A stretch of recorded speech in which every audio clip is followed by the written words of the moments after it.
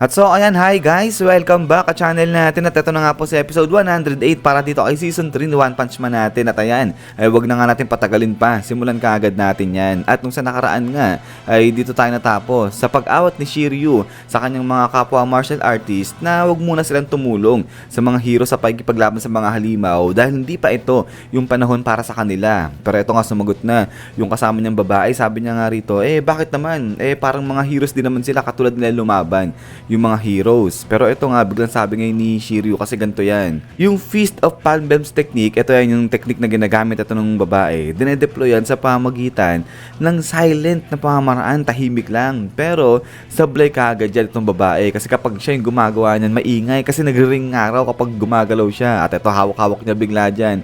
Itong mga bell sa ulo niya, so ibig sabihin, sablay. Itong babae sa paggamit niya sa kanyang sariling technique kasi nga pag siya gumagalaw niyan, maingay dapat tahimik lang yan. At ito ngayon tuloy dito ni Shiryu, yung value ng mga heroes, hindi yan nakikita basta-basta lang sa kung paano sila lumaban. Kung hindi, sa firm will na meron sila. At umaangat nga raw to lalo na kapag nasa mga dire situation na, kapag nasa mga alanganing sitwasyon. At ito, yung ginagamit nila, yung kanilang will ginagamit nila para tumulong sa mga sibilyan. At ito nga ngayon tuloy dito ni Shiryu, ngayon, sa kanilang katayuan mga martial artist, ay magiging sagabal lang sila sa mga heroes kapag pumunta sila dun sa Master Association. Kaya ang kailangan nilang gawin ngayon, magpalakas sila both physically at saka mentally. At so eto, habang pinagmamasdan ngayon ni Shiryu yung mga heroes natin na tumatakbo papunta sa Master Association, ay napangiting na nga siya ng bahagya at sanabi niya nga rin sa mga kasama niyang martial artist na gusto niya nga rin daw na maging hero. So ito ay nagugulat sa kanya yung mga kasama niya kasi parang hindi na mayabang, bumait na bigla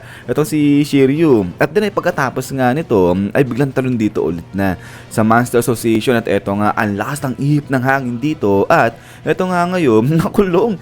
Etong sila Kalbo, sila Saitama, dun din sa loob pa rin ng Master Association. So ito sabi niya nga rito na wala raw siyang makita kapakapangay ni Kalbo itong paligid niya. At eto ngayon yung halimaw, sabi niya dyan, ako, paano na to? Na-block yung daanan nila papunta doon sa Monster King kay Orochi. So ngayon naisip niya, baka patayin siya, tapusin siya ni Saitama kasi wala na siyang silbi dyan eh. At then eto nga ngayon, dahan-dahan lumalakad ngayon itong halimaw. Sabi niya nga dyan, okay sige, habang di pa nakakita sa dilim itong mama na to, babatuhin ko siya ng bato na to sa ulo niya. Sabi niya ganyan, titirahin niya yung ulo na to ni Saitama. Pero pagdampot niya nga dito ng malaking bato, ay biglang na lumabas na dyan. Ito si Flashy, so natabunan ng maraming bato.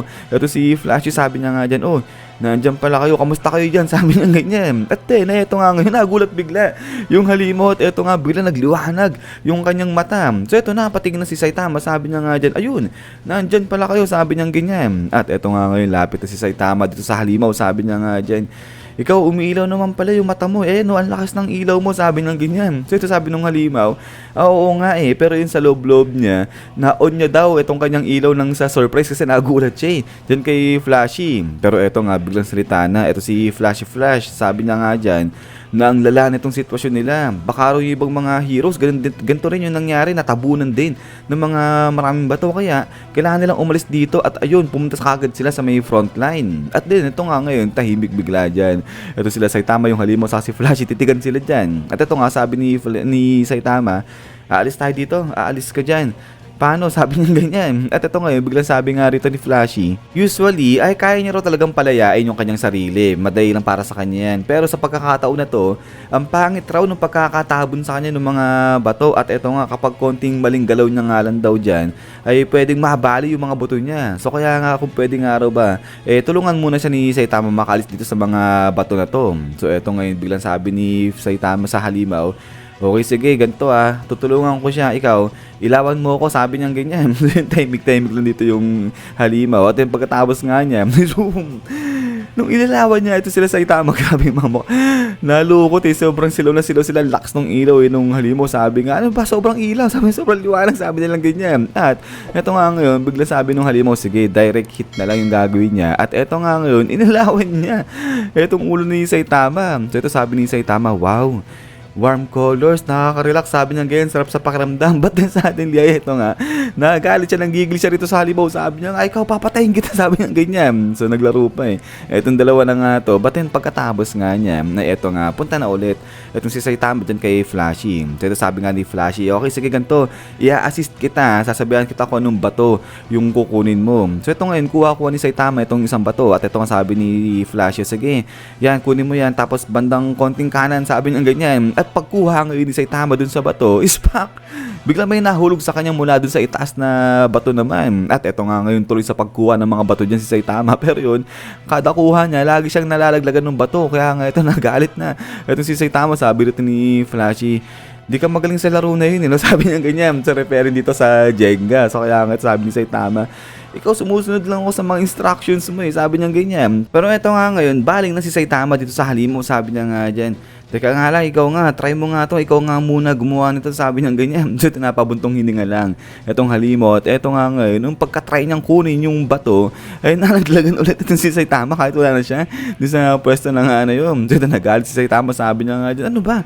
Ba't ako na naman, sabi niya ganyan. Pero eto nga, bigla sabi dito nung halimaw, baka ang kailangan nilang gawin, sabay nilang gawin itong pagkuha ng mga bato tapos yung sa magkabilang gilid ni Flashy para balance lang daw, sabi niya ganyan. At ito nga ngayon, sabi ni Saitama, aba, ang husay ang ganda na naisip mo, ang galing mo, eyeball C, sabi niya ganyan. At ito si Flashy, sabi niya nga dyan habang nakangiti, baka gamit ka pala eh, Optiman, sabi niya ganyan. So yung kung ano nung mga binibigay na pangalan nila dito sa halimaw. At ito, yung halimaw, sabi niya nga, ano ba, kung ano nung mga nickname eh, yung mga tinatawag niya sa akin eh, may pangalan din ako, sabi niya ganyan. At ito nga ngayon, sinabi na nung halimaw yung kanyang pangalan. At yung kanyang pangalan ay Oculate. So ito, medyo napatahimik sila Saitama, sabi niya nga, oh, Oculate, parang tunog babae ah. Pangalan pang babae, sabi niya ganyan. So ito sabi nung halimaw, oo eh, pasensya ka na, sabi niya ganyan. Pero ito nga, biglang sabi niya nga rito kay Saitama, eh, ikaw, ano namang hero name mo? So ito ngayon, salita na si Saitama, pero yun, parang murmur lang. Ito si Kalbo, hindi niya mabanggit ng maayos eh.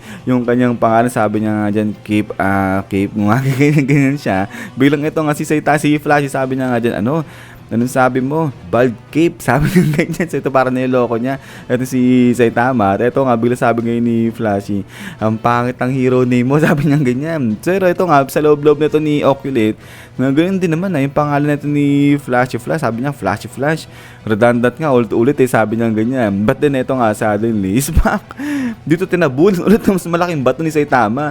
Ito si Flashy dyan. At ito nga, biglang sabi ngayon ni Saitama kay Oculate, nice to meet you, Oculate. Ako si Saitama, sabi niya ganyan. So nagkaroon ulit ng bagong kaibigan rito. Etong si Saitama, pero yun nga, sabi dito ni Flashy, oy, pahalisin mo ako rito. At yung pagkatapos nga niyan, isyan guys, so hanggang dito lang muna. Ito sa episode 108 natin. At so ayan eh, happy lang itong episode natin. Ito, kala mo talaga eh, walang dilubyo nangyayari dun sa labas ng Master Association. Ang sasaya lang nito eh, nila Saitama. Pero yun nga guys, abang-abang lang para sa next episode natin dito kay 108. So mamaya ay meron na ulit yan. So yun naman at ulit ay maraming salamat sa panonood dito kay One Punch Man natin. At yun pala ay abang-abang lang para nga sa mga isasabay natin na mamanga series dito kay Kalbo. So para hindi lang si Kalbo yung meron dito sa channel natin. Sino naman, so lagi mag-ingat. God bless inyo lahat at kita-kits tayo ulit.